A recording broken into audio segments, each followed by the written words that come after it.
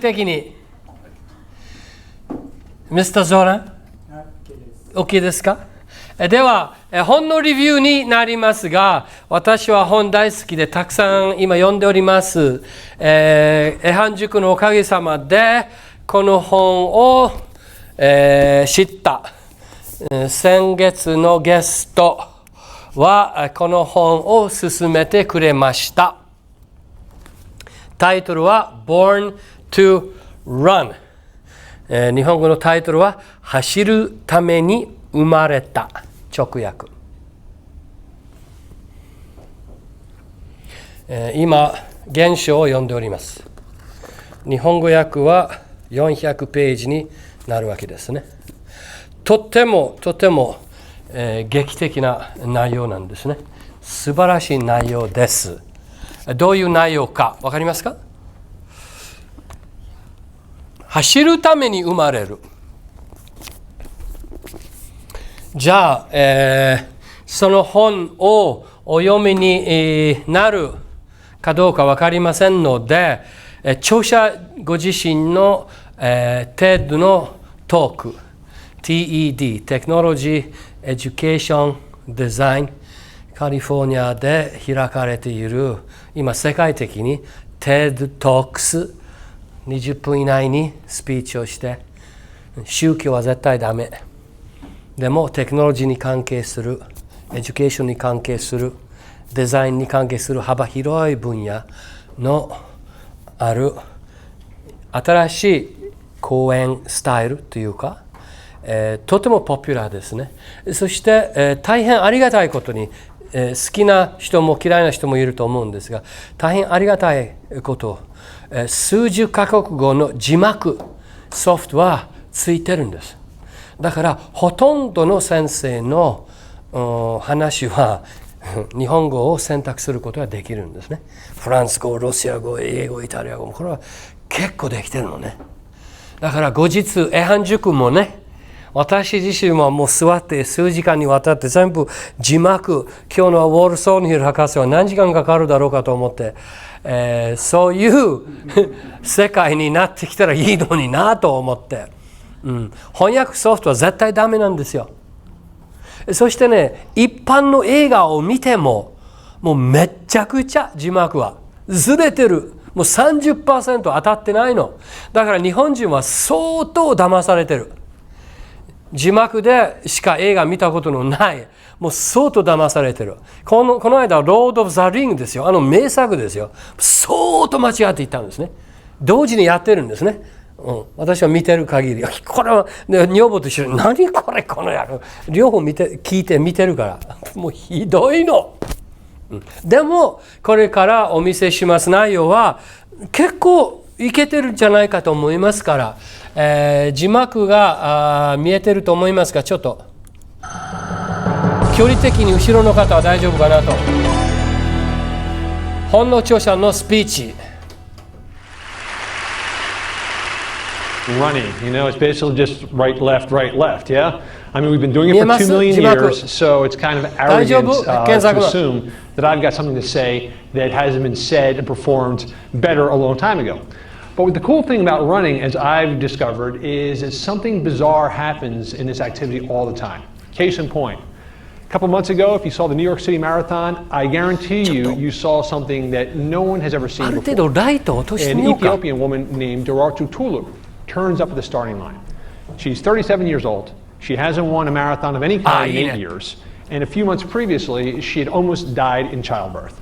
Durartu Tulu was ready to hang it up and retire from the sport, but she decided she'd go for broke and try for one last big payday in the marquee event, the New York City Marathon. Except bad news for Durartu Tulu, some other people had the same idea, including the Olympic gold medalist and Paula Radcliffe, who is a monster, the fastest woman marathoner in history by far. Only 10 minutes off the men's world record. Paula Radcliffe is essentially unbeatable. That's her competition. The gun goes off, and I mean, she's not even an underdog. She's like under the underdogs. But the underdog hangs tough. And 22 miles into a 26-mile race, there is Durartu Tulu up there with the lead pack. Now, this is when something really bizarre happens. Paula Radcliffe, the one person who is sure to snatch the big paycheck out of Durartu Tulu's underdog hands, suddenly grabs her leg and starts to fall back. So we all know what to do in this situation, right? You give her a quick crack in the teeth with your elbow, blaze for the finish line. Durartu Tulu ruins the script. Instead of taking off, she falls back and she grabs Paula Radcliffe and says, come on, come with us, you can do it. So Paula Radcliffe, unfortunately, does it. She catches up with the lead pack and is pushing toward the finish line. But then she falls back again. And the second time, Durartu Tulu grabs her and tries to pull her. And Paula Radcliffe at that point says, I'm done, go. So that's a fantastic story, and we all know how it ends. She loses the check, but she comes home with something bigger and more important. Except Durartu Tulu ruins the script again. Instead of losing, she blazes past the lead pack and wins. Wins the New York City Marathon, goes home with a big fat check. It's a heartwarming story, but if you drill a little bit deeper, you've got to sort of wonder about what exactly was going on there. You know, when you have two outliers in one organism, it's not a coincidence. When you have someone who is more competitive and more compassionate than anybody else in the race, again, it's not a coincidence. You show me a creature with webbed feet and gills, somehow water's involved. Someone with that kind of heart, there's some kind of connection there. And the answer to it, I think, can be found down in the copper canyons of Mexico, where there's a tribe, a reclusive tribe called the Tarahumara Indians. Now, the Tarahumara are remarkable for three things. Number one is they have been living essentially unchanged for the past 400 years. When the conquistadors arrived in North America, you had two choices. You could either fight back and engage, or you could take off. The Mayans and the Aztecs engaged, which is why there are very few Mayans and Aztecs. The Tarahumara had a different strategy. They took off and hid in this labyrinthine, networking, kind of spider-webbing system of canyons called the Copper Canyons. And there they've remained since the 1600s, essentially the same way they've always been. The second thing remarkable about the Tarahumara is, deep in the old age, 70 and 80 years old, these guys aren't running marathons. They're running mega marathons. They're not doing 26 miles, they're doing 100, 150 miles at a time, and apparently without injury, without problems. The last thing that's remarkable about the Tarahumara is all the things that we're going to be talking about today, all the things that we're trying to come up using all of our technology and brain power to solve, things like heart disease and cholesterol and cancer and crime and warfare and violence and clinical depression, all this stuff, the Tarahumara don't know what you're talking about. They are free from all of these modern ailments. So what's the connection? Again, we're talking about outliers. There's got to be some kind of cause and effect there. Well, there are teams of scientists at Harvard and the University of Utah that are bending their brains to try to figure out what the Tarahumara have known forever. They're trying to solve those same kind of mysteries. And once again, mystery wrapped inside of a mystery, perhaps the key to Durartu Tulu and the Tarahumara is wrapped in three other mysteries, which go like this. Three things. If you have the answer, come up here and take the microphone, because nobody else knows the answer. And if you know it, then you are smarter than anybody else on planet Earth. Mystery number one is this. 2 million years ago, the human brain exploded in size. Australopithecus had a tiny little pea brain. Suddenly humans show up, Homo erectus, big old melon head. To have a brain of that size, you need to have a source of condensed caloric energy. In other words, early humans are eating dead animals. No argument, that's a fact. The only problem is the first edged weapons only appeared about 200,000 years ago. So somehow, for nearly 2 million years, we are killing animals without any weapons. Now, we're not using our strength because we are the biggest sissies in the jungle. Okay? Every other animal is stronger than we are. They have fangs, they have claws, they have nimbleness, they have speed. We think Usain Bolt is fast. Usain Bolt can get his ass kicked by a squirrel. Okay? We're not fast. That would be an Olympic event. Turn a squirrel loose. Whoever catches a squirrel, you get a gold medal. So no weapons, no speed, no strength, no fangs, no claws. How are we killing these animals? Mystery number one. Mystery number two. Women have been in the Olympics for quite some time now. But one thing is remarkable about all women sprinters. They all suck. They're terrible. There's not a fast woman on the planet, and there never has been. The fastest woman to ever run a mile did it in 4:15. I could throw a rock and hit a high school boy who can run faster in 4:15. For some reason, you guys are just really slow. But you get to the marathon we were just talking about. You guys have only been allowed to run the marathon for 20 years, because prior to the 1980s, medical science said that if a woman tried to run 26 miles, does anyone know what would happen if you tried to run 26 miles? Why you were banned from the marathon before the 1980s? What's that? Her uterus would be torn. Her uterus would be torn. Yes, you would have torn reproductive organs. Uterus would fall out, literally fall out of the body. Now, I've been to a lot of marathons, and I've yet to see any. So it's only been 20 years that women have been allowed to run the marathon. And in that very short learning curve, you guys have been gone from, broken organs up to the fact that you're only 10 minutes off the male world record. Then you go beyond 26 miles into the distance that medical science also told us would be fatal to humans. Remember, Phidippides died when he ran 26 miles. You get to 50 and 100 miles, and suddenly it's a different game. You can take a runner like Ann Trayson or Nikki Kimball or Jen Shelton, you put them in a race of 50 or 100 miles against anybody in the world, and it's a coin toss who's going to win. I'll give you an example. A couple years ago, Emily Bear signed up for a race called the Hard Rock 100, which tells you all you need to know about the race. They give you 48 hours to finish this race. Well, Emily Bear, 500 runners, she finishes in 8th place in the top 10, even though she stopped at all the aid stations to breastfeed her baby during the race, and yet beat 492 other people. The last mystery. So why is it that women get stronger as distances get longer? Okay, the third mystery is this. At the University of Utah, they started tracking finishing times for people running the marathon. And what they found is that if you start running the marathon at age 19, you'll get progressively faster year by year until you reach your peak at age 27. And then after that, you succumb to the rigors of time, and you get slower and slower until eventually you're back to running the same speed you were at age 19. So about 7 years, 8 years to reach your peak, and then gradually you fall off your peak until you go back to the starting point. You would think it might take maybe 8 years to go back to the same speed, maybe 10 years. No, it's 45 years. 64-year-old men and women are running as fast as they were at age 19. Now, I defy you to come up with any other physical activity, and please don't say golf, something that actually is hard, where geriatrics are performing as well as they did as teenagers. So you have these three mysteries. Is there one kind of piece in the puzzle which might wrap all these things up? You got to be really careful anytime someone looks back in prehistory and tries to give you some sort of global answer, because it being prehistory, you can say whatever the hell you want, you get away with it. But I'll submit this to you. If you put one piece in the middle of this jigsaw puzzle, suddenly it all starts to form a coherent picture. If you're wondering why it is that the Tarahumara don't fight and don't die of heart disease, why a poor Ethiopian woman named Ratutulu can be the most compassionate yet the most competitive, and why we somehow were able to find food without weapons, perhaps it's because humans, as much as we like to think of ourselves as masters of the universe, actually evolved as nothing more than a pack of hunting dogs.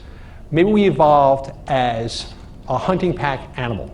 Because the one advantage we have in the wilderness, again, it's not our fangs and our claws and our speed. The only thing we do really, really well is sweat. We're really good at being sweaty and smelly. Better than any other mammal on Earth, we can sweat really well. But the advantage of that little bit of social discomfort is the fact that when it comes to running under hot heat for long distances, we're superb. We're the best on the planet. You take a horse on a hot day, and after about 5 or 6 miles, that horse has a choice. It's either going to breathe or it's going to cool off, but it ain't doing both. We can. So what we had in the world was the fact that we could get together as a group, go out there on an African savanna, pick out an antelope, and go out as a pack and run that thing to death. That's all we could do. We could run really far on a hot day. Well, if that's true, a couple other things have to be true as well. The key to being part of a hunting pack is the word pack. If you go out by yourself and you try and chase an antelope, I guarantee you there's going to be 2 cadavers out there in the savannah. You need a pack to pull together. You need to have those 64, 65-year-olds who've been doing this for a long time to understand which antelope you're actually trying to catch. The herd explodes and it gathers back again. Those expert trackers have got to be part of the pack. They can't be 10 miles behind. You need to have the women and the adolescents there, because the 2 times in your life you most benefit from animal protein is when you are a nursing mother and a developing adolescent. It makes no sense to have the antelope over there dead and the people who want to eat it 50 miles away. They got to be part of the pack. You need to have those 27-year-old studs at the peak of their powers ready to drop the kill, and you need to have those teenagers there who are sort of learning the whole thing all involved. The pack stays together. Another thing has to be true about this pack. This pack cannot be really materialistic. You can't be hauling all your crap around trying to chase the antelope. You can't be a pissed off pack. You can't be bearing grudges. Like, I'm chasing that guy's antelope. He pissed me off. Go and chase his own antelope. The pack has got to be able to swallow its ego, be cooperative, and pull together. What you end up with, in other words, is a culture remarkably similar to the Tarahumara. a tribe that has remained unchanged since the Stone Age. It's a really compelling argument that maybe the Tarahumara are doing exactly what all of us have done for 2 million years, that it's us in modern times, it's sort of going off the path. You know, we look at running as this kind of alien, foreign thing, you know, this punishment you got to do because you ate pizza the night before. But maybe it's something different. Maybe we're the ones who've taken this natural advantage we had and we spoiled it. How do we spoil it? Well, how do we spoil anything? We try to cash in on it, right? We try to can it and package it and make it better and sell it to people. And what happened was we started creating these fancy, cushiony things which can make running better called running shoes. The reason I get personally pissed off about running shoes is because I bought 1 million of them and I kept getting hurt. And I think if anybody in here runs, and I just had the conversation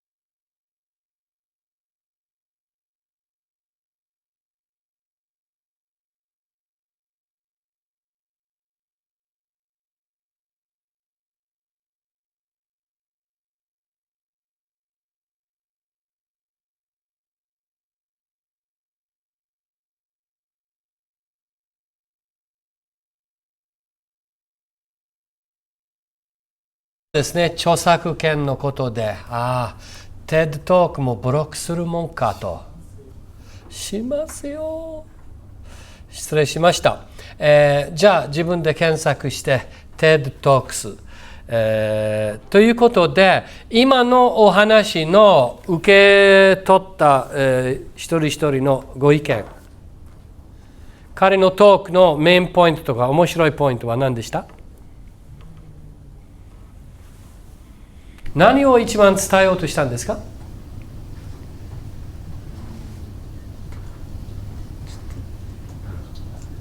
字幕があんまりよく見えなかった。じゃあ正直ついていこうかと思ったんですけど、どうでした？私もよく読めなかった。失礼しました。読み取れないという。だから笑わなかったんだ。わかりました？見えた？一度家で見たことがあるんでね。でも逆によくわかりましたけど面白かったです。どうでしたか？やっぱりランニングシューズのこととかも言っていて、その文明の発達が、結果的に私たちを不健康にしたんじゃないかっていうところにすごく印象がありました。そう現代文明は私たちを不健康にするということが一つのテーマですね。で、読んでおりますのは最初の数ページで、彼はドクターのオフィスに通っている連続なんですね。マラソンランナーです、彼は。結構プロ中のプロなんですよ。そうしたらね、やっぱり痛い。で、ドクターのオフィスに行くと、結構ランクの高いドクターで、お金的にも高いわけで、同じこと言うんですね。Stop running, number one、走るのをやめなさいと。こういう、そしてナンバー2は、このドラッグ、1、2、3、4、飲みなさい。鎮痛剤。で、下手すればそれはダメだったら手術受けなさいと。で、問題は痛いです。ひたすらそれだけ。痛これはちょっと間違ってるかもしれないから、セコンドオピニオン。次の医者、同じこと言う。これは間違いないね。ランニングスペシャリストのドクターはいるんですよ。もう相当ハイクラス、ハイペイのドクターはいっぱいいるの。で、みんな同じことを言うんです。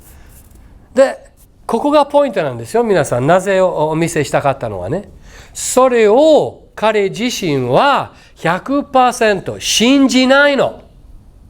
エキスパートのオピニオン、信じない自分がどれだけ大切なのかということですね。